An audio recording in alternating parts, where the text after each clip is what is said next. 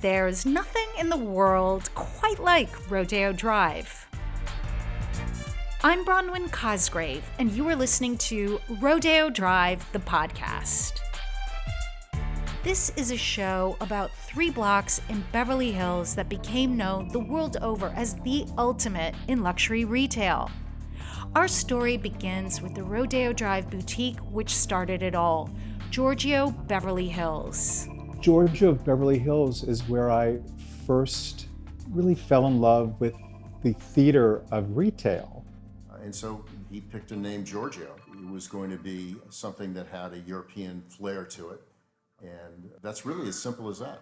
Giorgio smelt extraordinarily modern. It smelt like nothing that had been smelt before. It smelt of money. It smelt of richness.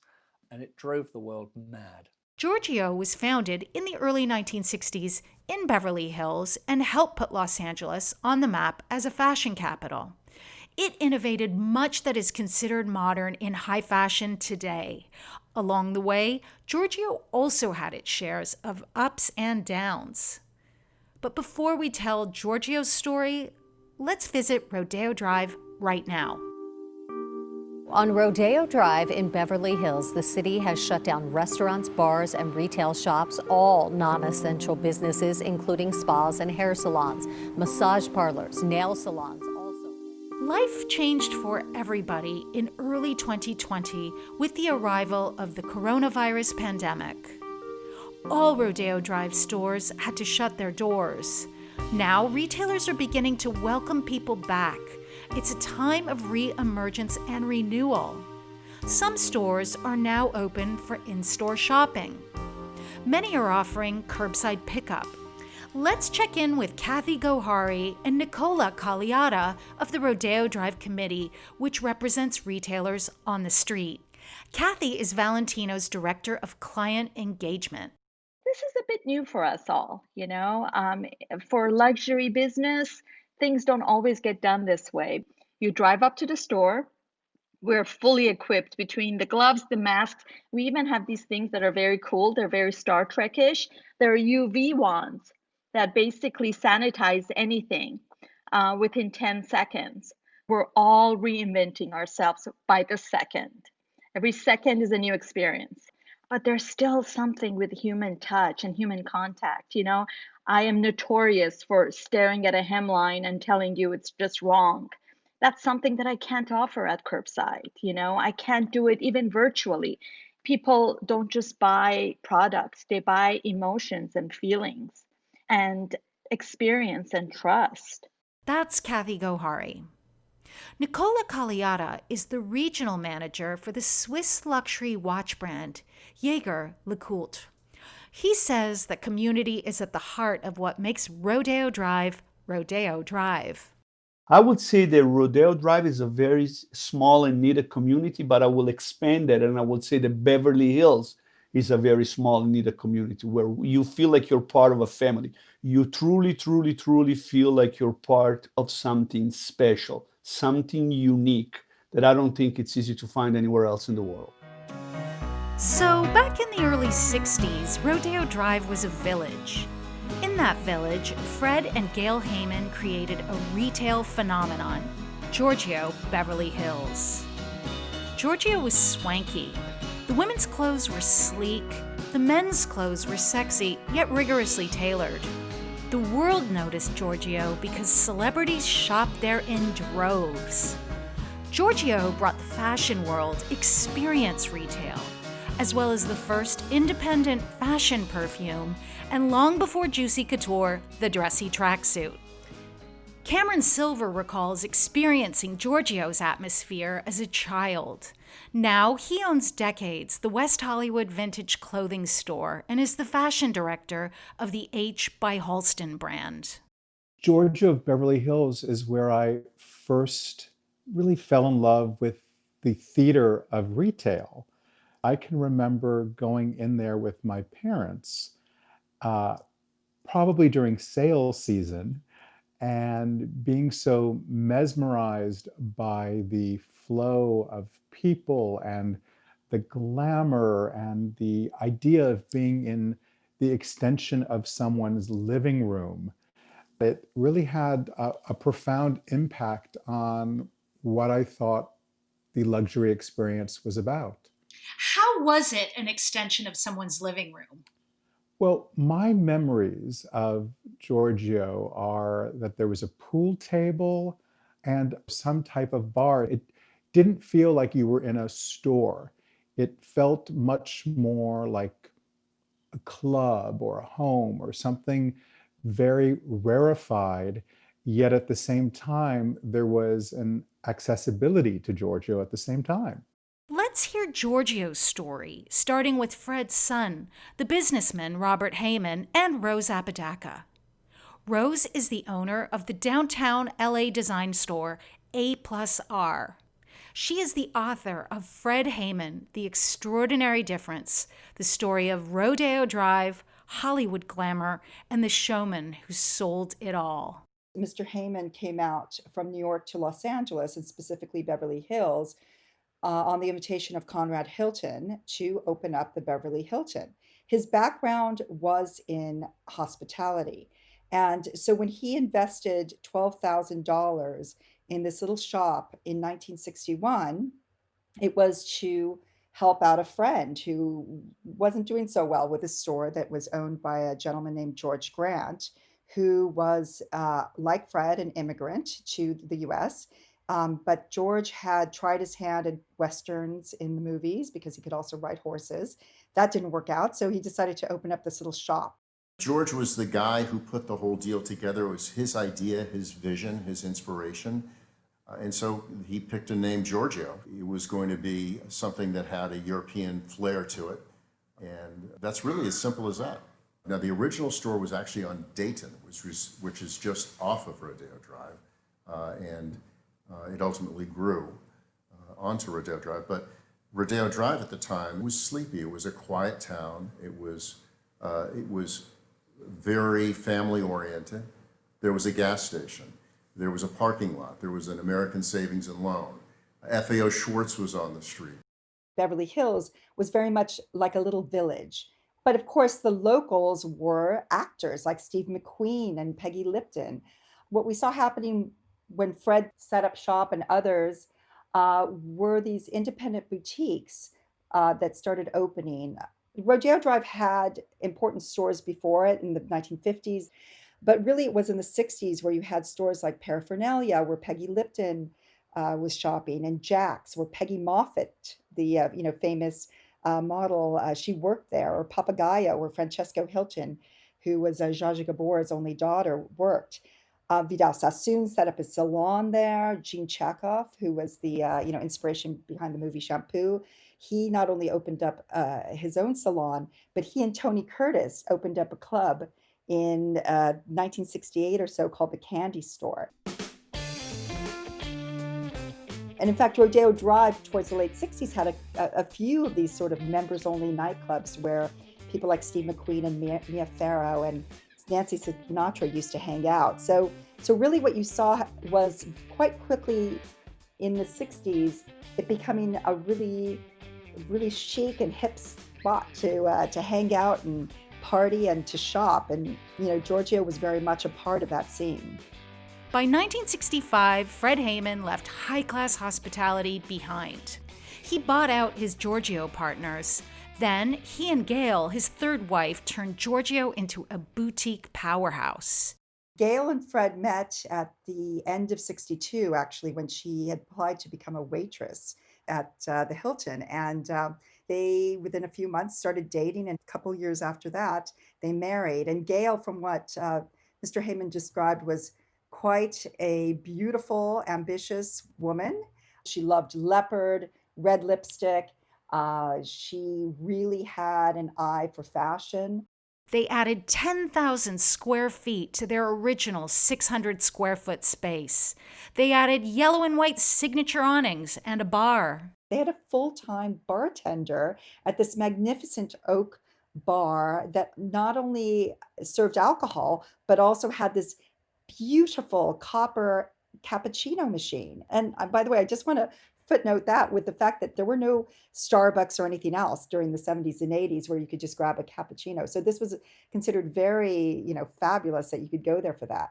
He had a 1952 silver Rolls Royce to deliver not only the clients' purchases, but also the clients if maybe they had a little too much at the bar that day. So it was really this pioneering concept in retailtainment, something that we've become so used to hearing about in the modern retail age, but really it was quite a breakthrough at that time. I was a bartender for a good part of my younger days. And some of the most fun times were we saw the Rolling Stones come in one day. Charles Bronson was a big celebrity who came in quite frequently with his wife. And he would play pool and he would sit down at the autograph area in front of the fireplace. And sometimes he'd come up to the bar. He was very quiet, but he was an interesting guy. There was a very interesting gentleman named Reverend Ike. And Reverend Ike was a preacher, and he was a preacher, I believe, to the black community, but he was also very well known. He was on TV, and he always came with an entourage of people in a stretch limousine with another one or two cars with him, and they parked on the side, and no matter how many parking tickets they got, they just kept getting the parking tickets. Giorgio's heady atmosphere generated buzz. One day, Aldo Gucci walked in and looked around. That visit is said to have prompted Gucci to open a Rodeo Drive shop in 1977. Soon, the finest names in European luxury lined Rodeo Drive, like Van Cleef & Arpels, Celine, and Dior. Rodeo Drive was still merely 3 blocks, but it was becoming a name rivaling the world's famous luxury thoroughfares, like New York's Fifth Avenue and New Bond Street in London. Meanwhile, Fred and Gail Hayman were legitimizing American fashion as luxury. They supported homegrown designers like Bob Mackie, Halston, and Diane von Furstenberg. And European avant-garde fashion lent Giorgio a chic factor. There was Chloe by Karl Lagerfeld. From London, there was Thea Porter and one of Bianca Jagger's favorite designers, Zandra Rhodes. I made wonderful chiffon fantasy dresses. Every one of them's hand-printed with a special message in it, and the sashes, and they were renowned for being on wonderful people like the gorgeous Contessa and the Beverly Hills people. And the one that you always remember is also the one that was on the front cover of the Donna Summers album.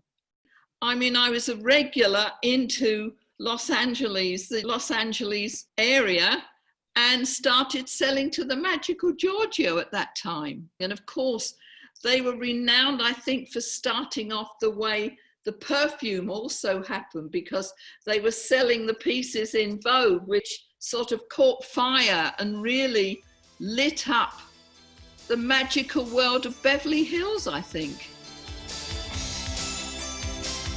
Giorgio was by no means the only independent boutique operating on Rodeo Drive during its heyday.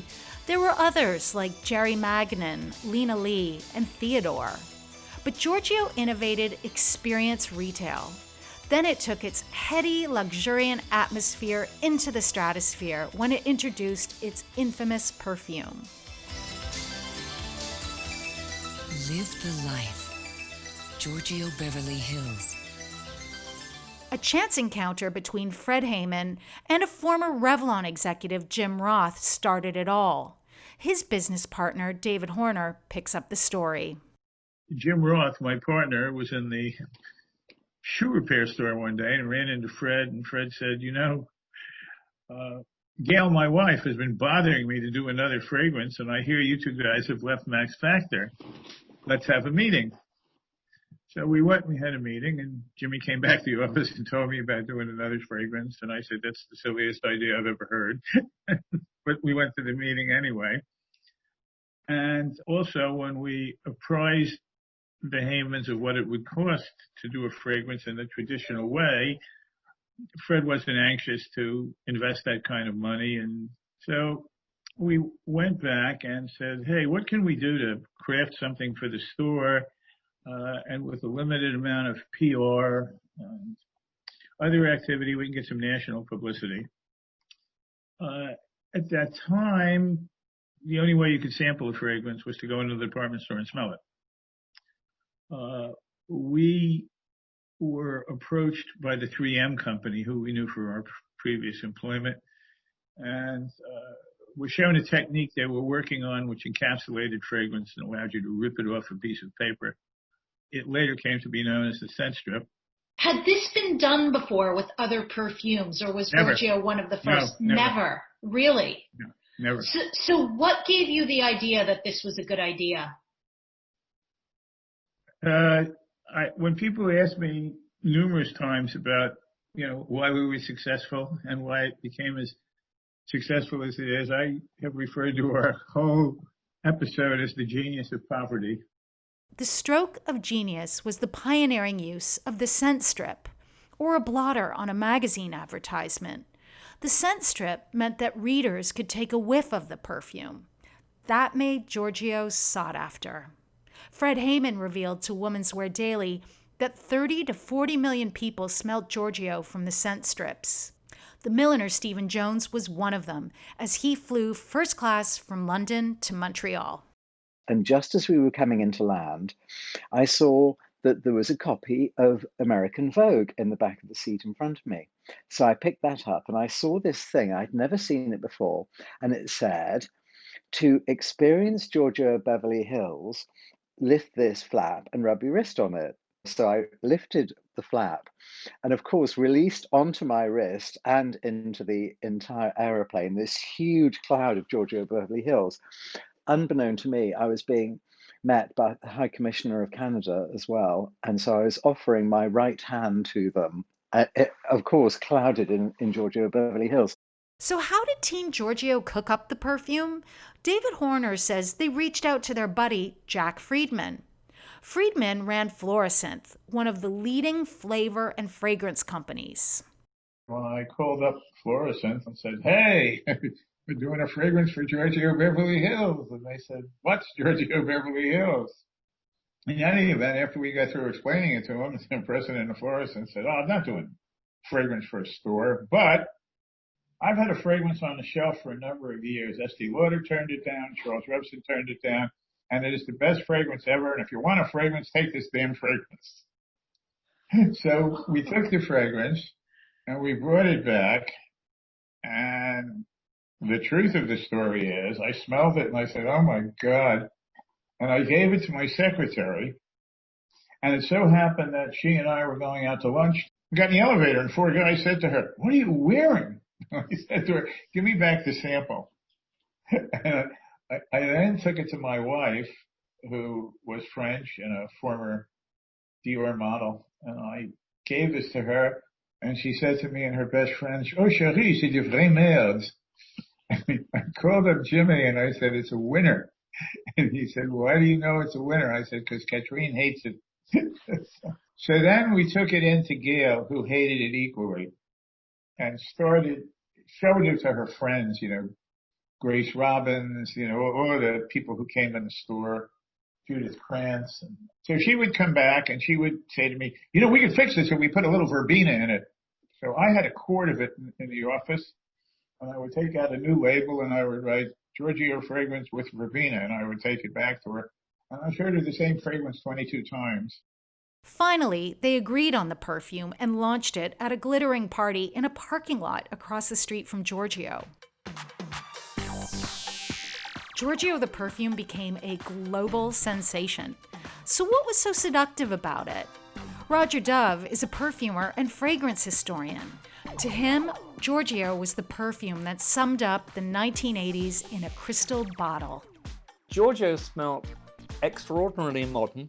It smelt like nothing that had been smelt before. It smelt of money. It smelt of richness. And it was a modern reinterpretation, in my opinion, of a very old classic called Fracas, but done in a way like we'd never ever seen. And it drove the world mad. How?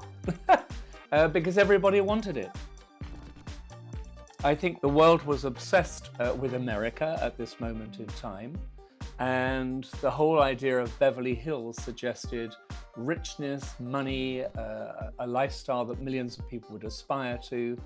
And it was such a distinctive scent. It was maybe one of the most distinctive scents ever made. That was its point. You were either part of the group that wore it or you weren't. And if you were, you loved it and you reveled in it. The thing that lots of people didn't like about it was that it was such an enormous perfume that if you walked in somewhere wearing it, everybody smelt it. And so in the end, it became the world's first perfume to be banned from lots of restaurants all around the world because it was omnipotent.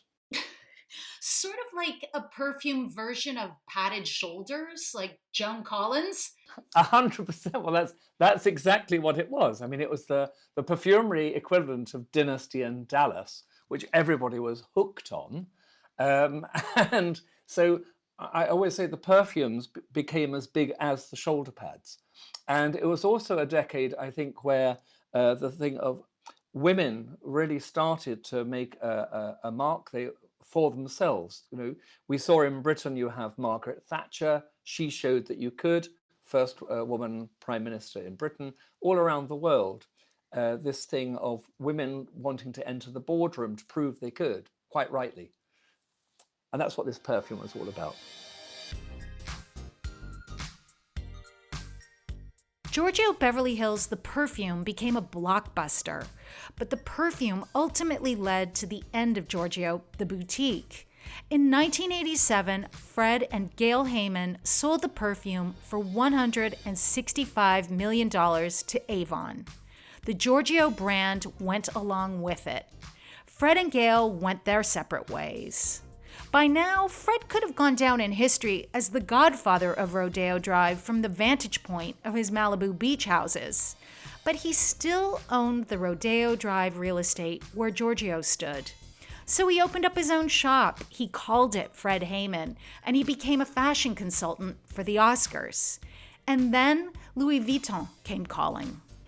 Leasing the property where Giorgio once stood, Louis Vuitton opened its sleek Peter Marino designed flagship in 1999, which now serves as a gateway to Rodeo Drive.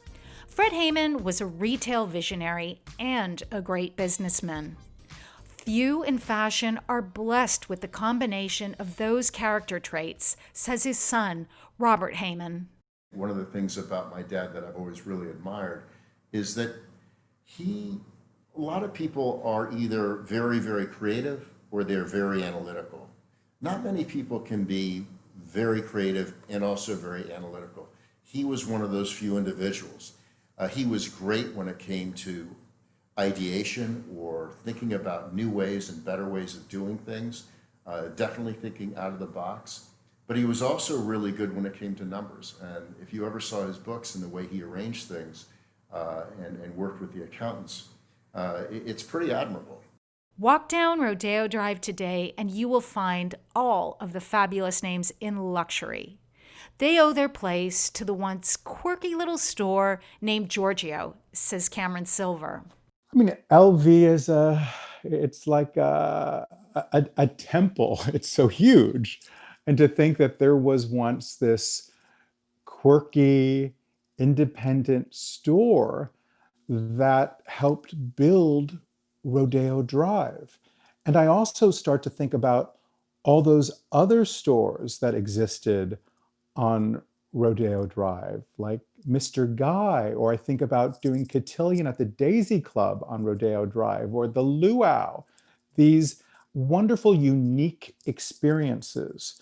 So of course we have LV in the place where Fred Hayman opened Giorgio, and I think we just have to recognize that Giorgio really helped put Rodeo Drive, celebrity, high fashion, and really that sort of the Southern California lifestyle on the global map. Where do you think Rodeo Drive can go in the future? This is a very interesting question to think about Rodeo Drive in the future, especially at this particularly confusing moment. People desire community. It's very difficult not to be able to have community as we know it at this moment. But I think Rodeo Drive can continue to be this destination that provides community.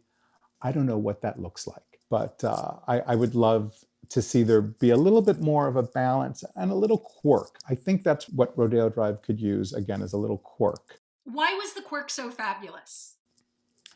Because quirk isn't ubiquitous. So, will the quirk come back to Rodeo Drive? Certainly, there are plenty of ideas percolating for the glorious palm-lined thoroughfare. You will hear about them on future episodes of this podcast. For now, let's close with a thought from Robert Hayman. When I pass by Louis Vuitton today, a number of things go through my mind. But I think about how the street has really evolved. And I wonder to myself, where is the future with Rodeo Drive? As wonderful as it's been in the past, what's it going to be like in the future? Robert Hayman is the son of Fred Hayman, who founded the influential Rodeo Drive boutique, Giorgio Beverly Hills. I'm Bronwyn Cosgrave. I look forward to sharing more stories with you on the next episode. Rodeo Drive the podcast is presented by the Rodeo Drive Committee with the support of the City of Beverly Hills. It is edited by Francis Anderton and Avishay Artsy. Brian Banks composed the theme music. Livia Mandoul and Mirabelle Allen are the production coordinators. The executive producer is Lynn Winter. Please rate, review, and subscribe to Rodeo Drive the podcast. Thanks for listening.